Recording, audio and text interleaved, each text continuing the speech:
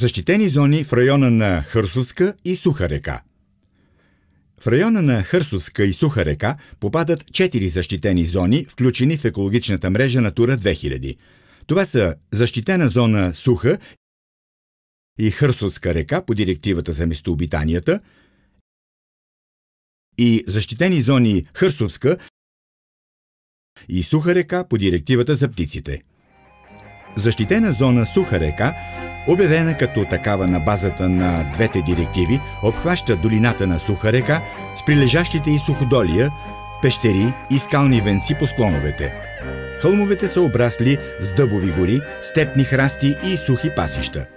Мястото е дом за много хищни птици, като белоопашат мишалов, малък креслив орел, бухъл. Гнездят още червен ангъч, синявица, полска бъбрица, късоопръста чучулига, червеногърба и черночела сврачка. Районът е важен за съществуването на безгръбначните животни. Тук те са представени от голям сечко, буков сечко и бръмбър рогач.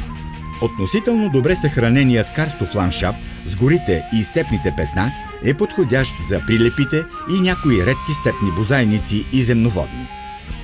В границата на защитената зона се опазват сухоземните и блатни костенурки. Защитена зона Хърсовска река представлява суха речна долина, където водите се губят в карстов терен, а речното корито е обрасло с смесени гори от обикновен габър и полски клен. Типичният карстов пейзаж, включващ каньони, малки пещери, сухи ливади и пасища, е убежище за прилепите и подходящо местообитание за степните бозайници. Тук се срещат голям подковонос, дългокрил прилеп и лалугер. В района могат да се наблюдават късопръст ястреб, черна каня, синявица, горска чучулига, полска бъбрица. Широкомащабното развитие на селското стопанство, при което пасищата се променят в орни земи, е една от основните заплахи за района. Други заплахи са изсичането на естествената растителност и залесяване с чуждоземни видове.